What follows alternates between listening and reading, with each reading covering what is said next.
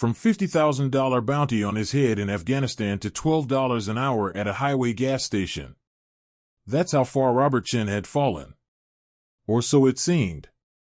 What customers didn't know was that every night, he chose this life of anonymity over the nightmare of being the most wanted sniper in enemy territory. Until the night his two worlds collided in the most violent way possible. Welcome to the Human Stories. Before we begin this incredible tale of hidden identity and deadly precision, tell me in the comments from which city are you watching this video today. And if you believe stories like this deserve to be heard, hit that subscribe button and help us honor those who serve in silence. Mile marker 247, on Interstate 40, was where dreams went to die. The Sunset Gas and Go sat like a forgotten monument to better times, its neon sign flickering between open and darkness every few seconds. The paint was peeling, the pumps were ancient, and the bulletproof glass around the cashier booth had spider web cracks that told stories of previous violence. This was where Robert Chen had chosen to disappear. At 52 years old, Robert looked like exactly what he appeared to be, another immigrant working the graveyard shift because nobody else would take it. Small in stature, quiet in demeanor, invisible in the way that night shift workers become after years of being overlooked by customers who barely saw him as human. But Robert Chen wasn't just any night shift worker. He was Staff Sergeant Robert Chen, formerly of the 3rd Battalion, 5th Marines, and one of the most effective scout snipers in modern military history. The same man who now counted out change for energy drinks and lottery tickets had once been worth more dead than alive to Taliban commanders who knew his kill count but not his face. The irony wasn't lost on him. In Afghanistan, he'd been a ghost, invisible to enemies who desperately wanted to find him. Now, in Nevada, he was invisible to customers who couldn't care less who he was. Both forms of invisibility had kept him alive, just for different reasons. The gas station sat at a crossroads where Highway 40 met a smaller state route, making it a natural stop for long-haul truckers, late-night travelers, and the occasional local buying cigarettes or beer. The clientele was predictable, tired, irritated, and in a hurry. They paid in cash or card, barely made eye contact, and disappeared back into the night. Perfect for someone who needed to stay forgotten. Robert's shift ran from 10 p.m. to 6 a.m., 8 hours of solitude broken only by the occasional customer and the constant hum of refrigeration units and gasoline pumps. He'd restocked shelves, cleaned the store, pumped gas for customers too lazy to do it themselves, and dealt with the random drunk or addict who stumbled in looking for easy money. What customers didn't know was that Robert's eyes were constantly scanning for threats, his mind automatically calculating fields of fire and escape routes, his body positioned to move with lethal efficiency if needed. Old habits from a life where situational awareness meant the difference between coming home in a box. The tattoo was hidden beneath long sleeves and deliberate positioning. A small scout sniper insignia on his left forearm, earned through some of the most brutal training the military offered and proven through kills that had saved American lives. It was faded now, 15 years old and touched up only once, but still recognizable to anyone who knew what to look for. For 10 years, nobody had looked. Until tonight. Robert was restocking the coffee station when he heard the motorcycle pull up to pump 3. Harley Davidson, judging by the sound, probably a Sportster from the pitch of the engine. The rider filled his tank, paid at the pump, and then walked toward the store. That's when Robert got his first look at him. Mid-30s, military-bearing despite civilian clothes, the kind of confidence that came from training and experience rather than bravado. But it was the way he moved that caught Robert's attention, economical, purposeful, scanning his environment with the automatic awareness of someone who'd been in harm's way. The man selected a bottle of water and a bag of beef jerky, approached the counter, and made eye contact in a way that most customers didn't. "Evening," he said, his voice carrying the slight rasp of someone who'd spent time in dusty places. "Evening," Robert replied, scanning the items and watching as the man pulled out his wallet. That's when he saw it. The man's sleeve had written up slightly as he reached for his money, revealing a tattoo on his forearm. Not the scout sniper insignia, but something just as telling, the eagle, globe, and anchor of the United States Marine Corps, with Semper Fi inscribed below it in block letters. Robert felt his chest tighten. Marines had a way of recognizing each other, even years after service, even in the most unlikely places. It was something about the posture, the way they carried themselves, the look in their eyes that said they'd seen things civilians couldn't understand. The Marine, because that's what he was, once a Marine, always a Marine, completed his purchase and started to leave. But as he reached the door, he paused and turned back. Afghanistan, he asked simply. Robert's blood went cold. Excuse me? You were in Afghanistan. I can tell. Robert's hand instinctively moved toward his sleeve, a protective gesture that the Marine didn't miss. For 10 years, Robert had perfected the art of being forgettable, of blending into whatever environment he found himself in. But this man had seen through his carefully constructed anonymity in less than 5 minutes. What makes you say that? Robert asked, keeping his voice neutral while his mind calculated distances to exits and potential weapons. The Marine smiled, not with amusement but with recognition. You move like you've been in the shit. The way you position yourself behind that counter, how you track everyone who comes in, the way you scan the parking lot every few minutes. You're not just working here, man. You're pulling security. Robert stared at him for a long moment. This wasn't a casual observation from someone playing military expert. This was one professional recognizing another. Marcus Rodriguez, the Marine said, extending his hand. Gunnery Sergeant, retired. 3 tours in Helmand Province, 2010 to 2015. Robert hesitated, then reached across the counter to shake his hand. Robert. I work here. That's not what I asked, Marcus said gently. But I get it. Sometimes the past is better left alone. Marcus leaned against the counter, not in a threatening way, but with the casual familiarity of someone who understood the weight of shared experience. I was infantry, 1st Battalion, 8th Marines. Saw some things, did some things, came home and couldn't figure out how to fit back into the world. Took me 5 years and 2 failed marriages to get my head straight. Robert said nothing, but something in his posture shifted slightly. The defensive tension remained, but there was also a flicker of recognition, of understanding that came from meeting someone who'd walked a similar path. You know what finally helped? Marcus continued. Realizing that the war doesn't end when you come home. It just changes battlefields. Some guys fight it with booze, some with drugs, some with anger. Smart ones find a way to make peace with what they've done and who they've become. And what makes you think I need to make peace with anything? Robert asked. Marcus glanced around the gas station, the flickering neon, the cracked bulletproof glass, the minimum wage job in the middle of nowhere. Because this isn't where a man ends up unless he's running from something. And the only thing worth running from that hard is yourself. Robert's jaw tightened. This stranger was getting too close to truths that Robert had spent a decade burying. Look, Marcus said, sensing the tension. I'm not trying to get in your business. But I recognize a brother when I see one. And brothers don't let brothers fight alone if they don't have to. That's when Robert made a mistake. It was subtle, barely noticeable, but Marcus caught it. As Robert reached up to adjust the collar of his shirt, his sleeve slipped down just enough to reveal the edge of a tattoo on his forearm. Marcus's eyes locked onto it immediately. He couldn't see the whole thing, but what he could see made his breath catch. A rifle crosshairs. Part of what looked like a scope. And underneath, barely visible, the number 1.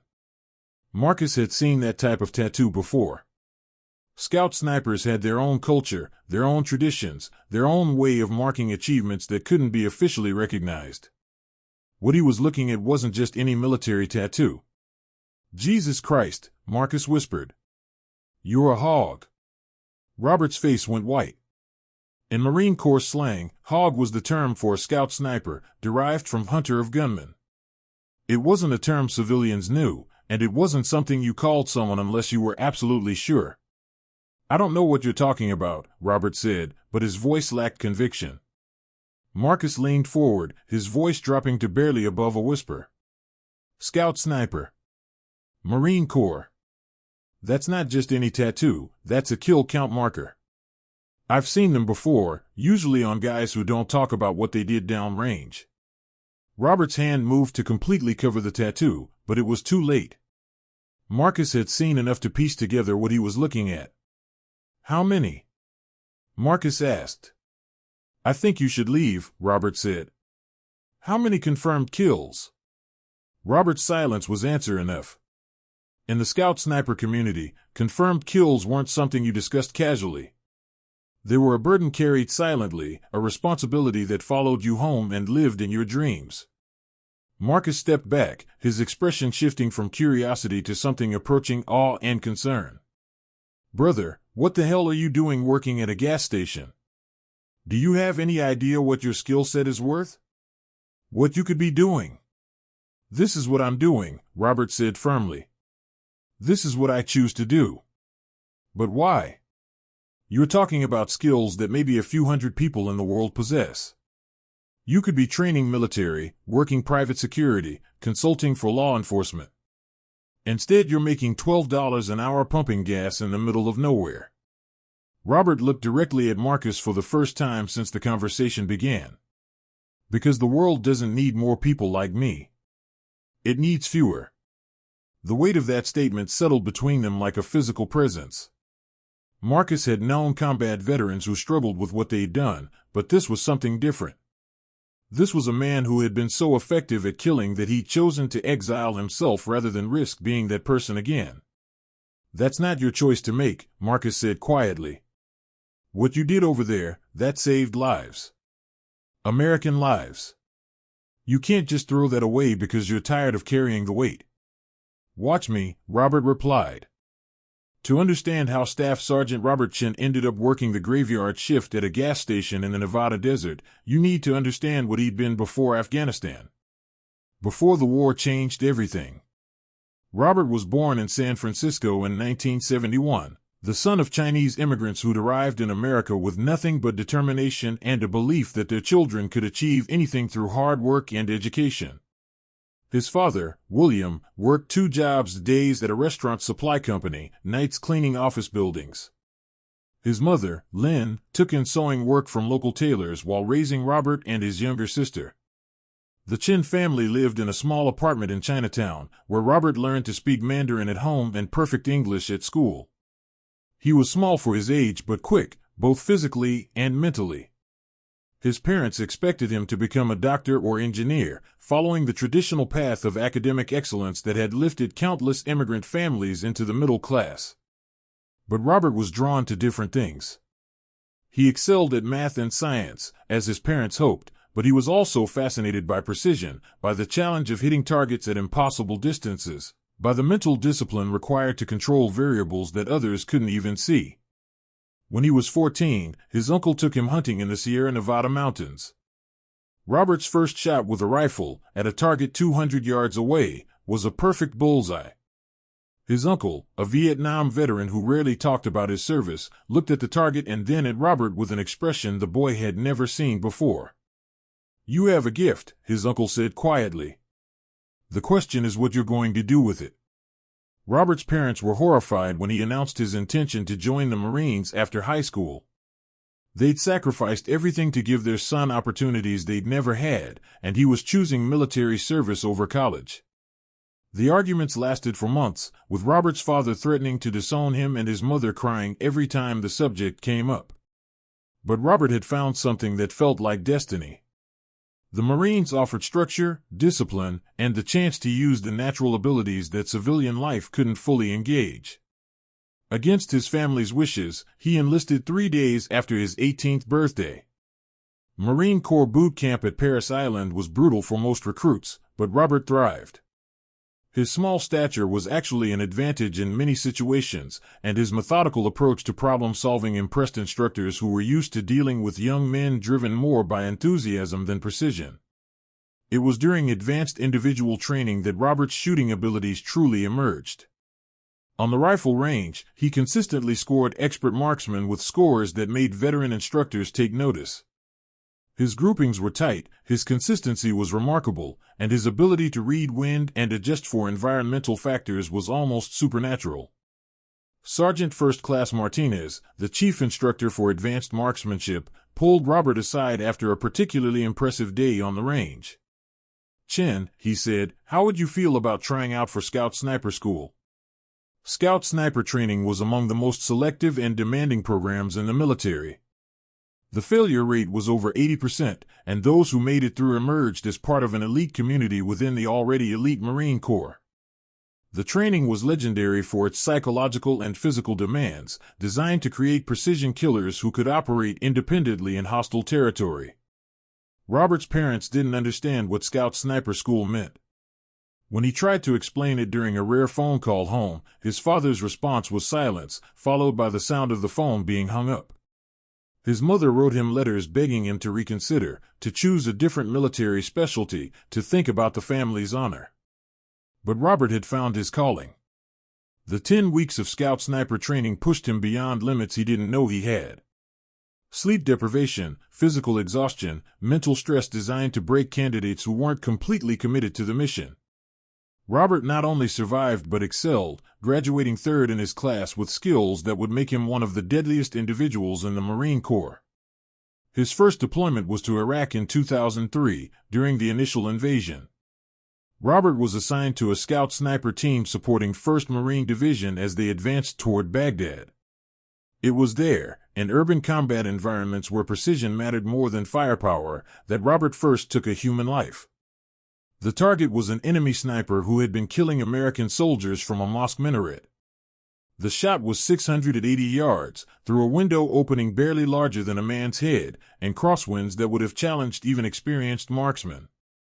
Robert made the shot on his first attempt, eliminating the threat and saving the lives of Marines who were pinned down by enemy fire. That was kill number 1. Over the next 5 years and 3 deployments, there would be 62 more. Each kill was documented, verified, and officially recorded. Each one had saved American lives by eliminating threats that conventional forces couldn't reach. Each one was technically perfect, professionally executed, and completely legal under the rules of engagement. And each one had taken a piece of Robert's soul that he would never get back. By his 3rd deployment to Afghanistan, Robert had become a legend within the Scout Sniper community. Other snipers sought him out for advice. Commanders specifically requested him for their most difficult missions. Enemy forces had placed a bounty on his head, $50,000 for the Ghost of Helmand, the American sniper who seemed to appear and disappear like smoke, leaving only dead Taliban fighters behind. Robert's longest confirmed kill was 1,847 yards, nearly 2 miles, through terrain that would have been impossible for a conventional military response. The target was a Taliban commander who had been organizing attacks on American convoys. Robert tracked him for 3 days, waiting for the perfect opportunity, the perfect conditions, the perfect shot. When it came, Robert didn't miss. He never missed. But success in war comes with a price that's not measured in medals or commendations. With each kill, Robert felt himself becoming something that wasn't entirely human anymore. Something precise and deadly and necessary, but also something that couldn't quite fit back into the world of normal people living normal lives. The transformation happened gradually, so slowly that Robert didn't notice it until it was complete. Somewhere between kill number 15 and kill number 40, he stopped feeling like a man who happened to be very good at shooting and started feeling like a weapon that happened to be carried by a man. It wasn't the killing itself that changed him. Every shot Robert took was justified, necessary, and legal. He eliminated threats to American forces, prevented attacks on civilians, and removed enemy combatants who would have killed far more people if allowed to continue their operations. By any military or moral standard, Robert was saving lives. The problem was the efficiency. Robert was too good at killing, too comfortable with the weight of a rifle, too calm when looking through a scope at another human being. What should have been the most difficult thing a person could do became as natural as breathing. And that transformation terrified him more than any enemy fire ever had. By his final deployment in 2008, Robert had achieved a level of effectiveness that made him legendary among both American forces and Taliban commanders. His reputation preceded him into every area of operations. American units specifically requested his support for their most dangerous missions. Enemy forces changed their behavior patterns, knowing that the Ghost of Hellman was operating in their area. But legends are dangerous things for the people who live them. Robert found himself being treated less like a Marine and more like a strategic asset. Briefings focused on his capabilities rather than his welfare. Mission parameters assumed his success rather than planning for alternative outcomes. He had become so effective that his humanity began to disappear, even to those who commanded him. The breaking point came during what should have been a routine Overwatch mission in Helmand Province. Robert was positioned on a ridgeline, providing security for a convoy moving through a valley known for IED attacks. His job was simple: watch for threats and eliminate them if they appeared. The threat came in the form of 3 Taliban fighters positioning themselves with RPGs to attack the convoy. Robert had a clear shot at all 3 targets, and standard rules of engagement gave him authorization to fire. What he saw through his scope, however, complicated everything. One of the fighters was barely more than a child, maybe 14 years old, carrying an AK-47 that looked too big for his small frame. The second was an older man, gray-haired and moving with the careful steps of someone dealing with an old injury. The third was a woman, her face partially covered but her posture suggesting someone driven by desperation rather than ideology. Robert had less than 30 seconds before the convoy would be in range of the RPGs, 30 seconds to make a decision that would either save the lives of 12 American Marines or result in their deaths. There was no time to call for alternative solutions, no opportunity to attempt non-lethal intervention. Robert took the shots. 3 trigger pulls, 3 confirmed kills, 12 Marines who went home to their families. Tactically, strategically, and legally, it was a perfect example of why scout snipers existed. Emotionally, it destroyed something in Robert that never healed. That night, alone in his hide position while the convoy continued its mission, Robert made a decision that would define the rest of his life. He was done. Not done with the Marines, not done with military service, but done with being the kind of person who could kill a child, an old man, and a desperate woman in 30 seconds and call it a successful mission. Robert completed his deployment and returned to the United States with commendations, recommendations for promotion, and offers to attend advanced sniper schools that would have made him even deadlier than he already was.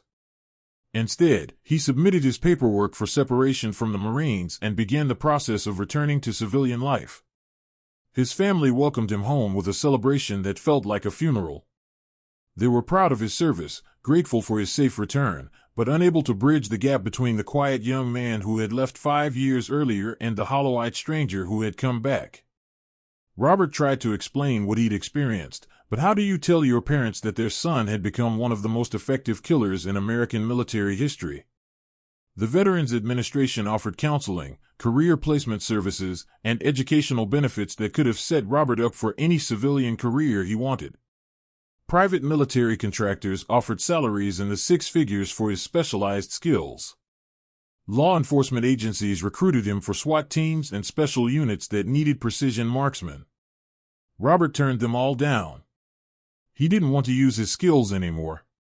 He didn't want to be around weapons, didn't want to think about wind speed and bullet trajectory, didn't want to be the person who could end someone's life from nearly 2 miles away. What he wanted was to disappear.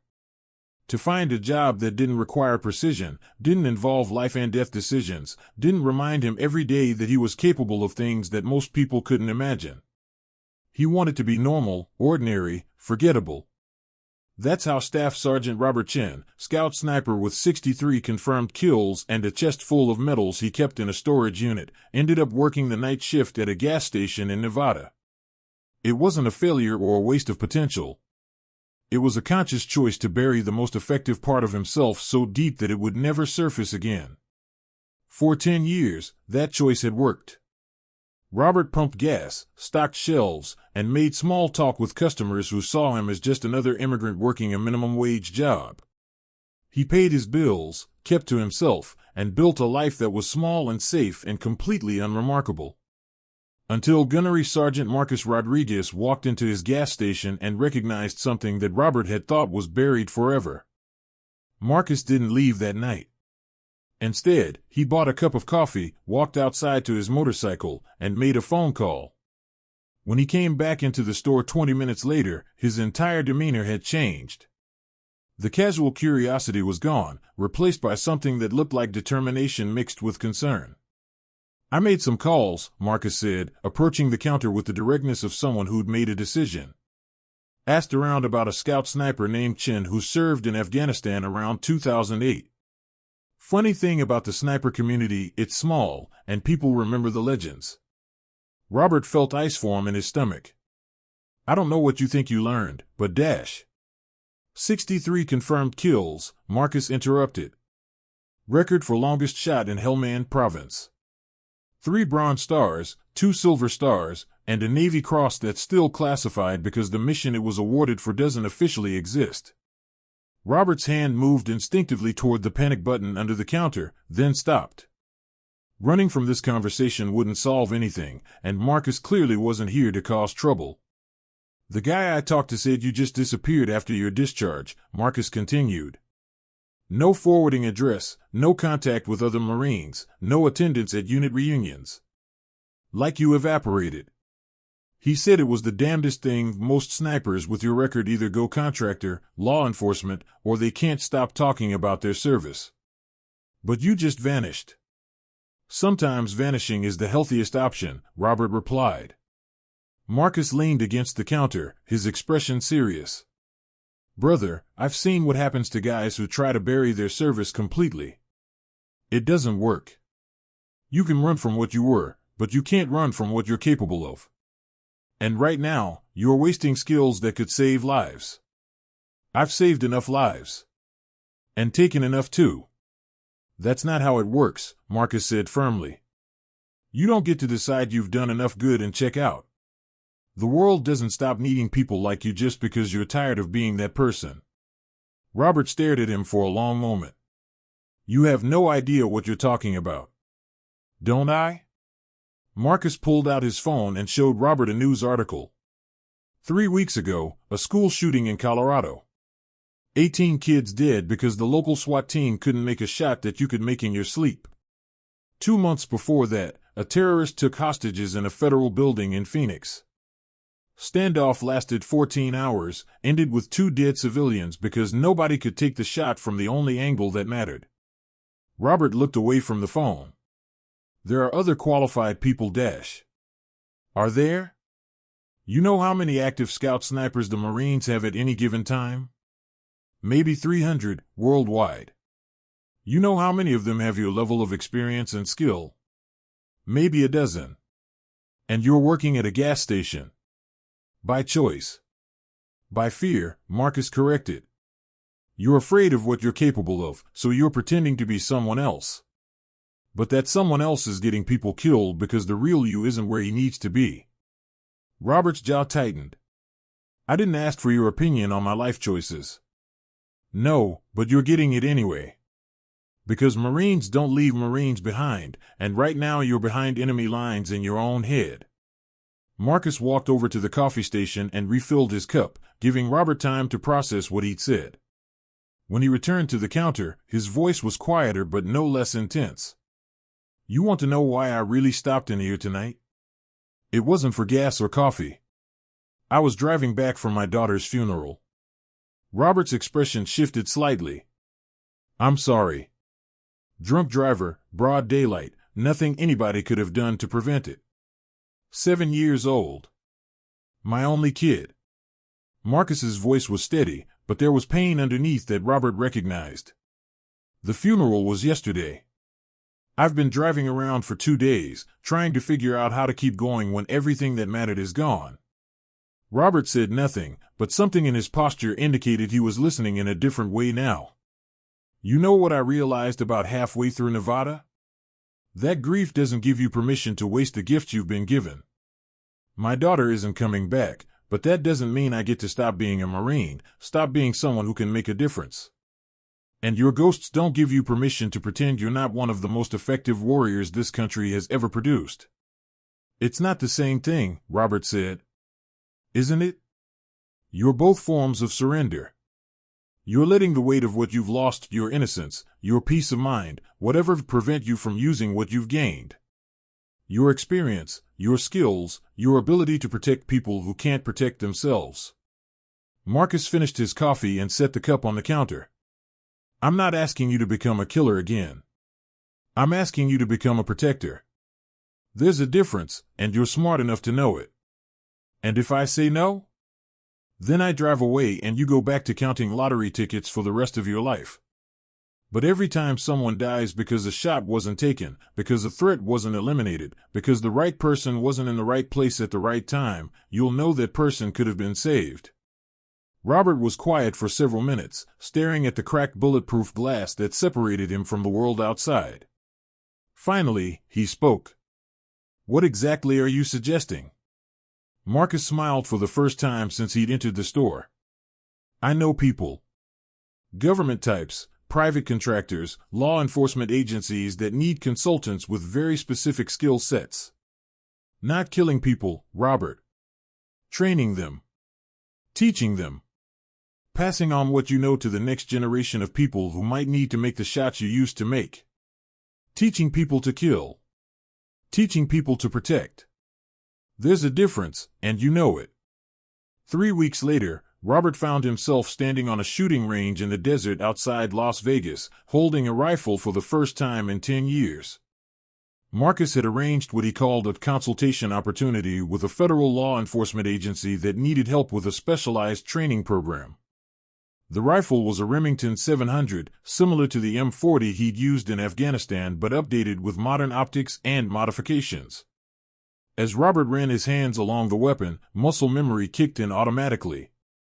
His fingers found the familiar points of contact, his body shifted into the proper shooting stance, his breathing slowed to the rhythm he'd learned years earlier. How does it feel? Asked Agent Sarah Martinez, the FBI instructor who'd requested the consultation. She was mid-30s, professional, and clearly someone who understood the technical aspects of precision shooting. Like riding a bicycle, Robert replied, surprised by how natural the rifle felt in his hands. But heavier. Heavier how? Robert considered the question. More responsibility. In Afghanistan, I was shooting at people who were trying to kill American soldiers. The moral calculation was simple. This. He gestured toward the targets downrange. This is training people to possibly shoot at American citizens. That's more complicated. Agent Martinez nodded. That's exactly why we need someone with your experience. Most of our sniper instructors learned their skills in military contexts. They're technically proficient, but they don't understand the psychological weight of using those skills in civilian law enforcement. The scenario they wanted Robert to consult on was complex, a hostage situation in an urban environment where traditional SWAT tactics weren't sufficient. Multiple hostiles, civilian shields, and environmental factors that required precision shooting under extreme pressure. Show me the problem, Robert said. Agent Martinez led him to a mock-up that had been constructed to replicate the actual scenario they'd faced 6 months earlier. Bank robbery went wrong, 3 armed suspects, 7 hostages. The suspects were using the hostages as human shields, positioned in windows with very limited exposure. Our snipers couldn't get clean shots without risking civilian casualties. Robert studied the setup with the analytical eye he'd developed in Afghanistan. Distance, angles, environmental factors, potential complications. Within minutes, he'd identified 3 possible shooting positions and calculated the probability of success for each. What happened? He asked. 14-hour standoff. Eventually, one of the suspects panicked and started shooting hostages. We were forced to make entry, and 2 civilians died. Robert walked through the scenario mentally, considering options that conventional tactics wouldn't have allowed. If this happens again, what do you want your people to be able to do? Make shots that save lives, even when those shots seem impossible to everyone else. That afternoon, Robert worked with 3 FBI sniper instructors, evaluating their skills and identifying areas where his experience could improve their capabilities. What he found was technically competent shooters who lacked the mental framework for operating under extreme pressure. You're thinking like target shooters, Robert told them after observing their techniques. Perfect conditions, known distances, predictable variables. Combat shooting is about making impossible shots under the worst possible conditions.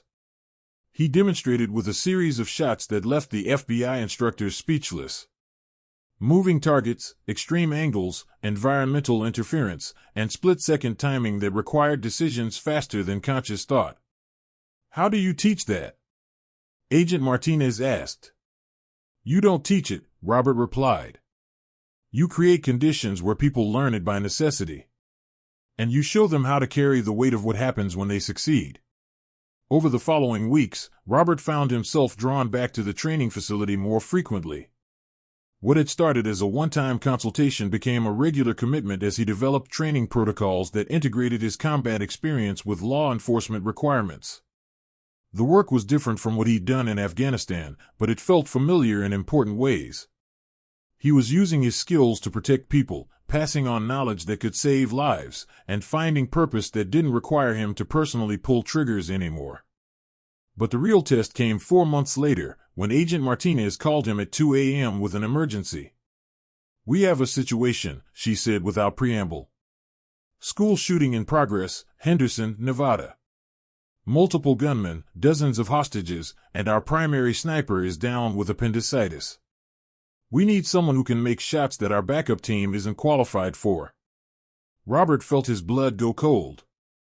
This was exactly what he'd been trying to avoid, being pulled back into situations where his decisions would determine who lived and who died. I'm not law enforcement, he said. I don't have authority to dash. Federal emergency authorization, Martinez interrupted. Signed and sealed. Robert, there are kids in that school, and we have shots that need to be taken by someone with your skill level. Not tomorrow, not in an hour. Now. Robert closed his eyes and saw the faces of the 3 people he'd killed during his last mission in Afghanistan. A child, an old man, and a desperate woman. But he also saw the 12 Marines who'd gone home to their families because of those shots. I'll be there in 20 minutes, he said. As Robert drove toward Henderson, Nevada, he realized that Marcus had been right. You couldn't run from what you were capable of. The only choice was how you used those capabilities, to serve yourself or to serve others. Tonight, Robert Chen was going to find out if 10 years of trying to forget had changed the essential truth about who he was underneath it all. Henderson Elementary was surrounded by emergency vehicles when Robert arrived. Police cars, ambulances, SWAT trucks, and FBI mobile command units created a perimeter around the school that looked like a military operation.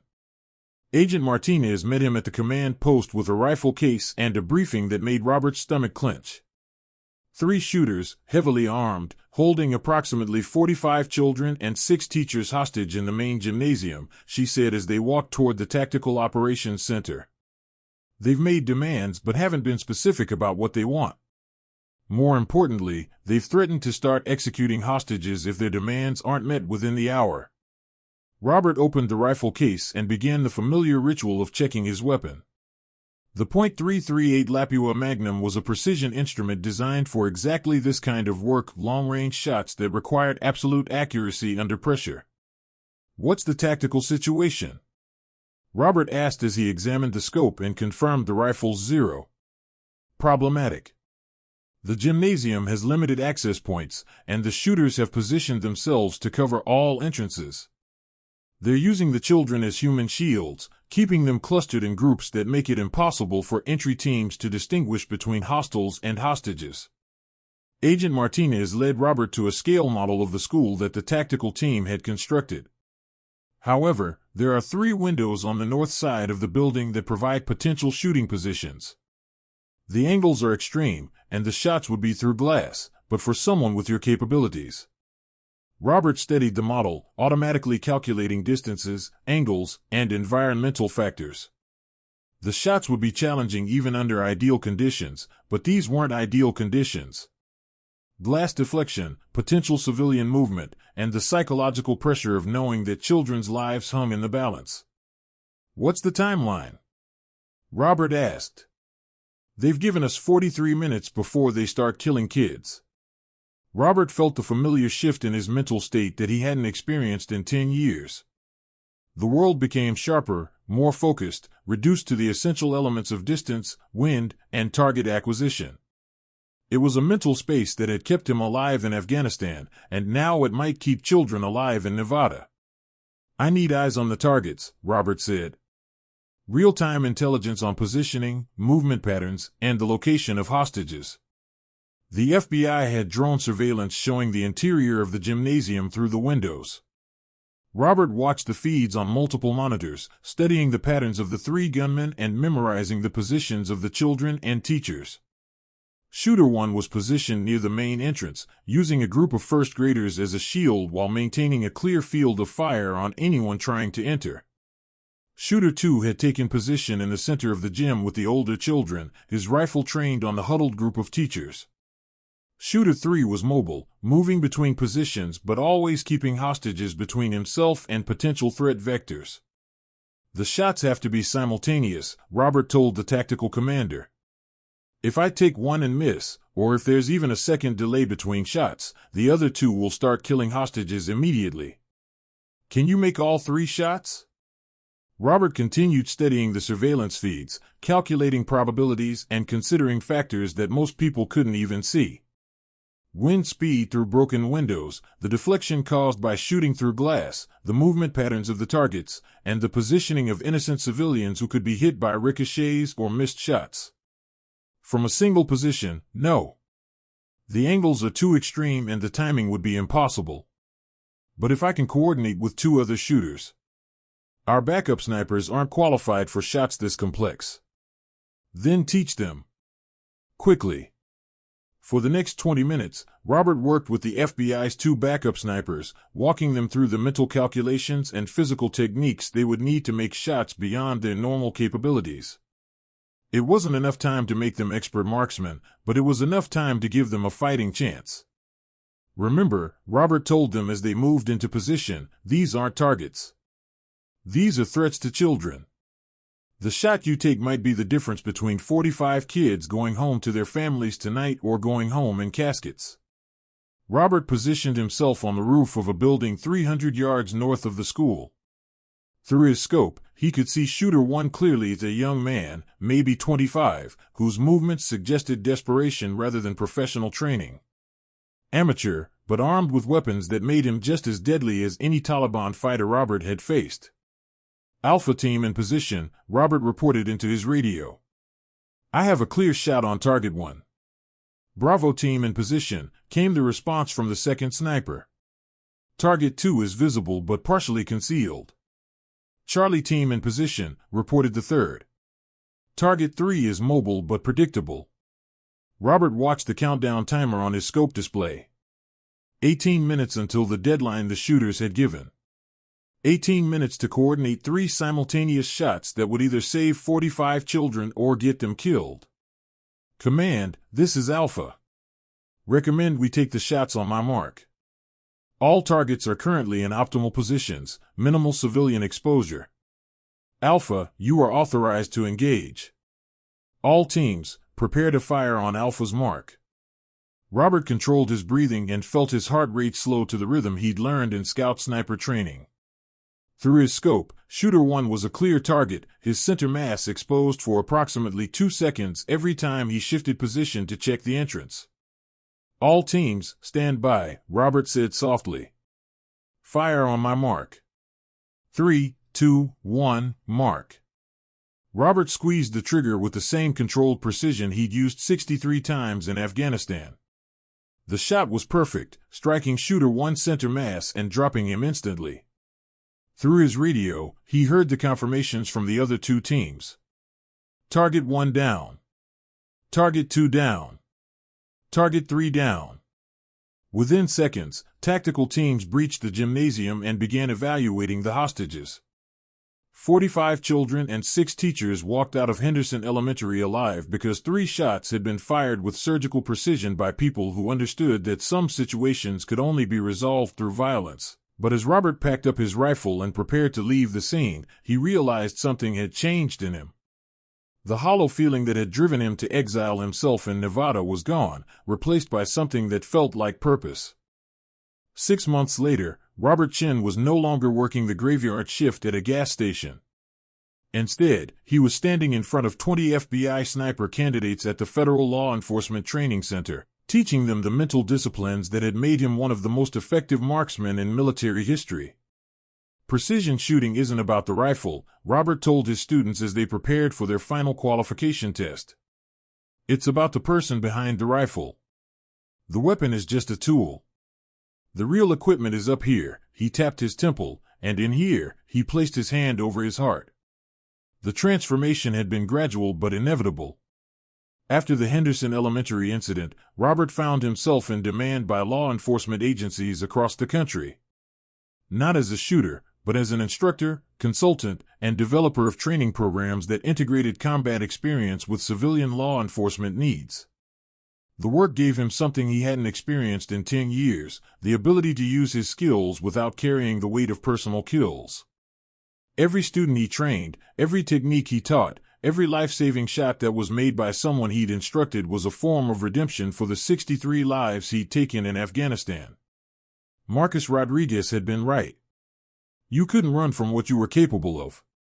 But you could choose how to use those capabilities. The difference between a sniper and a killer, Robert continued his lecture, is that a sniper serves something larger than himself. Every shot is taken in service to others, never for personal satisfaction or convenience. That burden, that responsibility, is what separates professionals from psychopaths. Agent Martinez, now Robert's primary contact at the FBI, often attended his training sessions. She'd seen the change in Robert over the months, from the hollow-eyed man who'd reluctantly answered their emergency call to someone who'd found a way to make peace with his past. You know, she told him after one particularly successful training class, when Marcus first suggested we reach out to you, I thought we were just getting a really good shooter. I didn't expect to get a teacher who could change how we think about this job. Robert smiled, something that had become easier over the past months. Marcus understood something I didn't. That running from your abilities doesn't make them disappear. It just ensures they can't be used for good. The gas station where Robert had worked for 10 years was now staffed by a young veteran from Iraq who reminded Robert of himself at that age, skilled, haunted, and trying to figure out how to fit back into the civilian world. Robert stopped by occasionally, not as an employee but as someone who understood the weight of service and the difficulty of transition. How do you do it? The young veteran asked during one of Robert's visits. How do you live with what you've done? Robert considered the question carefully. It was the same one that had driven him to exile himself in Nevada, the same fear that had kept him pumping gas instead of using skills that could save lives. You don't live with what you've done, Robert replied. You live with what you're still doing. The past is fixed, but the future is a choice. Every day, you get to decide whether your experiences make you someone who helps or someone who hides. The young veteran nodded, not entirely convinced but willing to consider the possibility that his war experience might be something other than a burden to be carried in solitude. Robert's new life wasn't without challenges. The nightmares still came sometimes, dreams where he was back in Afghanistan making impossible shots under impossible conditions. But now, instead of waking up with guilt and regret, he woke up with clarity about why those shots had mattered and how the skills they taught him could continue to serve others. His family had slowly begun to understand and accept the path he'd chosen. His parents still didn't entirely comprehend their son's work, but they could see that he'd found peace with himself in a way that had been absent during his years of self-imposed exile. Marcus Rodriguez had become more than the Marine who'd recognized Robert's potential. He'd become a friend and occasional training partner. His daughter's death had led him to establish a foundation that provided support for children of military families, and Robert served on the board of directors. You know what's funny? Marcus told Robert during one of their conversations. I thought I was saving you that night at the gas station. Turns out you were saving yourself. You just needed someone to remind you that hiding from your abilities doesn't make them disappear. Robert's story had become something of a legend within the law enforcement community. The ghost of Hellman who disappeared for 10 years only to resurface as one of the most effective training instructors in federal law enforcement. But Robert preferred a different version of the story. He'd been a weapon who learned to become a teacher. Someone who'd taken lives in service to his country and now saved lives by passing on the skills and wisdom that experience had given him. It wasn't redemption in the traditional sense, but it was something better, transformation. The rifle range where Robert now spent his days was a different kind of battlefield, one where victory was measured in lives saved rather than targets eliminated. Every student who graduated from his program carried with them not just technical skills, but an understanding of the weight and responsibility that came with the ability to take a human life. The greatest shot you can make, Robert told his students in their final class, is the one you don't have to take. But when that shot becomes necessary, when lives depend on your precision and judgment, you'd better be ready. Because in that moment, you're not just a shooter. You're the thin line between innocent people and those who would harm them. So I ask you, have you ever met someone who was running from their own potential? Someone whose greatest strength had become their deepest fear? Someone who needed to be reminded that the skills they gained through hardship could be used to serve others? Robert Chen's story reminds us that redemption isn't about forgetting the past, but about using it to create a better future. That the abilities we develop in our darkest moments can become lights for others who are struggling to find their way. Share your story in the comments below, because here at The Human Stories, we believe that everyone deserves a chance to transform their pain into purpose, their experience into wisdom, their survival into service. Thank you for watching. If this story moved you, please subscribe and share it with someone who needs to be reminded that it's never too late to find a new way to serve. We'll see you in the next story, and until then, remember, sometimes the person running from their abilities is the exact person the world needs them to be. The end.